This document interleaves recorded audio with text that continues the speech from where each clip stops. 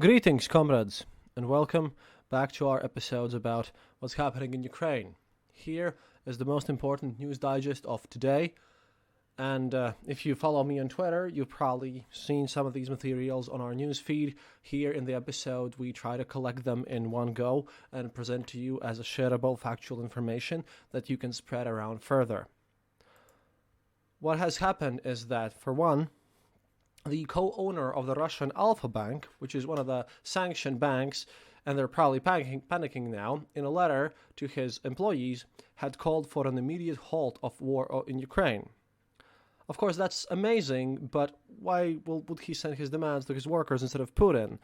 That makes you think, but it shows that the sanctions are really working. They're getting they're getting panic attacks now, and it's really horrendous.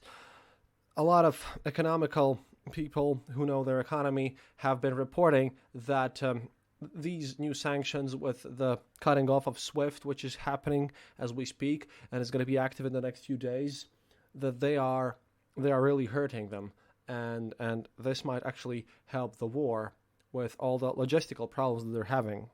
There have also been reports that Putin is very disappointed because of how this war is going, since he apparently had expected this to end in just 2 days, and right now we have reports of looting by the Russian military in the territory of Ukraine. We have a lot of videos showing vehicles without fuel and disorganized people. They are surrendering because they didn't know where they would be going. And we have a lot of reported casualties. They are both on my Facebook page and on my Twitter account, but I cannot give exact reports here because they come from the Ukrainian military, and that also, of course, might be a bit exaggerated. However, we know that they are severe casualties in drones and in military equipment and in tanks and everything. Meanwhile, the Russian Ministry of Defense still deny any Russian casualties. But, however, we know that they are going to get into a bit of trouble since Kadyrovtsi, the Ramzan Kadyrov, the tyrant that I've been mentioning for so long, his forces have joined the fighting, and they are elite troops.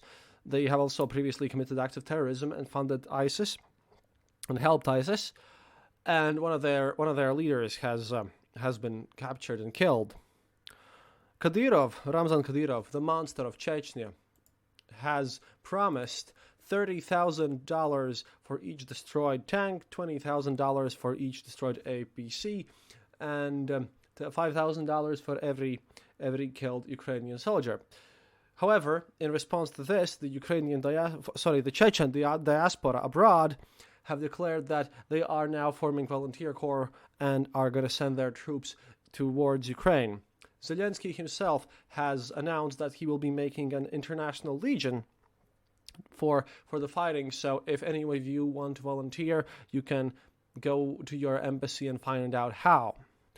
And this again makes me think that maybe, just maybe, Elon Musk and the other rich people of this planet, such as Jeff Bezos or something, should really focus on maybe hiring some mercenaries. I mean, that's not direct NATO involvement.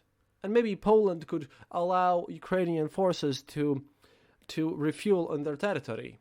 And in the meantime, Ukraine could possibly find out that they have a bit more planes than they thought. Ukrainian defense has been hard.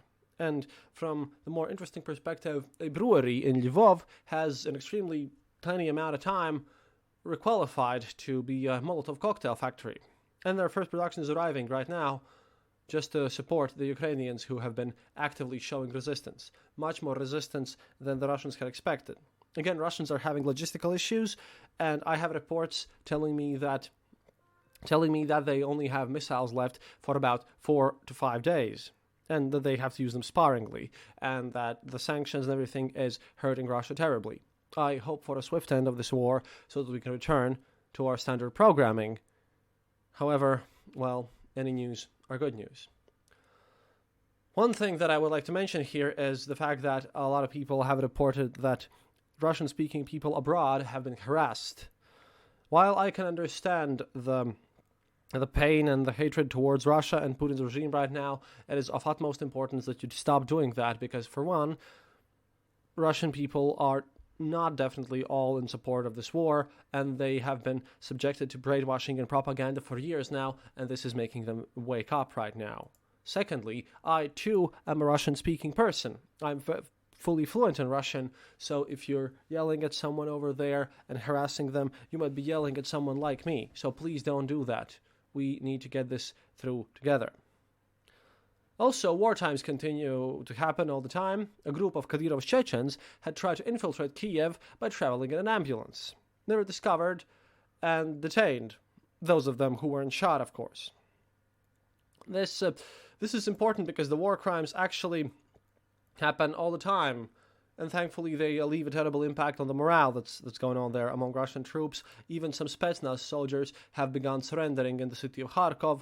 Kharkov still stands, and no major Ukrainian city has been occupied so far. And meanwhile, in Russia, the protests are increasing in strength. In Novosibirsk, thousands of people marched in protest, even though they know they would be detained. Anonymous is just taking down Russian websites one by one, and yesterday they hacked Russian television and played Ukrainian music and Ukrainian anthem there, which is a great move, and I didn't think I would say this, but you go, hackers. Meanwhile, in Russia, things are deteriorating at a rapid pace. The prosecutor's office, the central prosecutor's office, now says that offering support to foreign states, read Ukraine, during Russia's, as they call it, special military operation, otherwise known as war, will be considered treason and is up to 20 years in prison. At the same time, they also yell at their own media, who actually call this a war, as Russia calls it a special military counterterrorism operation or denazifying operation, which is obviously a lie. Do not fall for disinformation and follow closely if someone is trying to tell you something that this is that this is kind of some sort of justified or anything. That is a lie. And really, logistics issues hamper the whole thing, and as far as my own sources go, the Mr. Vladimir Putin, even though I wouldn't call him a mister, more like a stray dog that probably needs to be shot. Yeah, Russian troops are very much kind of undersupplied, and everything that they're doing is quite hampered. Like I said, they probably expected that this would last only 48 hours. It has gone for way longer, and they are basically going to be forced to do some negotiations. Talking about negotiations, well, Russia has offered to do some negotiations with inside Belarus with Ukraine. However, Ukraine has denied them this, which is obvious since, well, it is quite likely that all the people who would join these negotiations would be arrested. And also, these negotiations, as much as BBC would like to imply in their tweets, are not peace talks. They are more like offer for unconditional surrender. In the meantime, Russians continue bombing civilian targets. Basically, they're not exactly targeting them as much as they are just shoot rockets at everything, and where it hits, it hits. Civilian buildings have been bombed in Kiev and in other major Russian cities. They are getting more panicky, which from one side means more tragedy and more human suffering. From the other, well, they're panicking, and that's good. In other news, Russian soldiers trying to match on Tinder. Yeah, seriously, because those Russian troops are basically just school kids, just from school, and they're conscripts in a lot of ways, and a lot of them have been forced to join the Russian kind of contract military. They have actually been trying to match on Tinder with women from Ukraine, the country they're invading, and Ukrainian military has caught on to this, and they are catfishing them for intel. With intel, of course, Ukrainian military yesterday captured a Russian communications device, kind of a big truck with codes inside, because what Russians are doing is sloppy because of how they lack motivation for everything. So, that's a major boon for Ukrainian intel, which is excellent to end this war. Again, in Russia, everything seems to be portrayed as everything being normal. Russian state TV claims webcams show a normal day in Ukraine, and Western media reports are hysteria. They claim that Kiev is clear and empty, and you can basically they say the same about Kharkov and all the other towns. That is not the case, as you all know, and Russian media are just blatantly lying throughout this whole procedure. Do not, again, I repeat, do not fall for disinformation. Important note, 2 Danish journalists were shot while reporting from the battlefield. The Daily Beast reported that Stefan Weichter and Emil Mikkelsen were injured by gunfire in the Sumy Oblast town, but however, they're not dead. They are now safe and receiving treatment in the hospital. However, they are injured, and we have Western people who have been suffering from this war. Again, isn't this really the right time for, say, Japan, who really hasn't have a peace deal with Russia, to just decide to take Kuril Islands right now? Or, well, Jeff Bezos and Elon Musk could hire some mercenaries. Furthermore, ruble falls down terribly. The real exchange rate really is different from the one that Google says it is. As of the point of this recording, it's 84.63 rubles per dollar.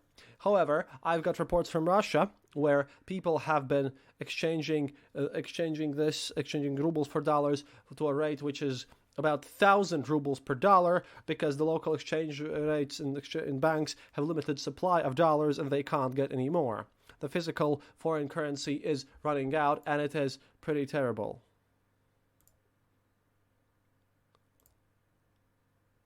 The total amount of refugees from this war has now reached 150,000 people, which is sad, but Poland is thankfully taking them all in. That is pretty terrible, and we'll see more casualties of this war. Meanwhile, European countries deliver further support to Ukraine, and that is excellent. Ukrainian road workers also have been removing signs to complicate movement for the Russian troops. In some places, they have replaced them with arrows pointing in all directions, saying "Hui," which is excellent. So this has been the news for today, and let's hope for the best in the future. Slava Ukraini. Please follow this show. We'll be going to more dangerous places soon enough. And if you want to support us, please go to theseformore.lv and click that donate button, because we will need some money for our hotel stays and rentals and helmets and armor and everything. Stay safe and help in every way that you can.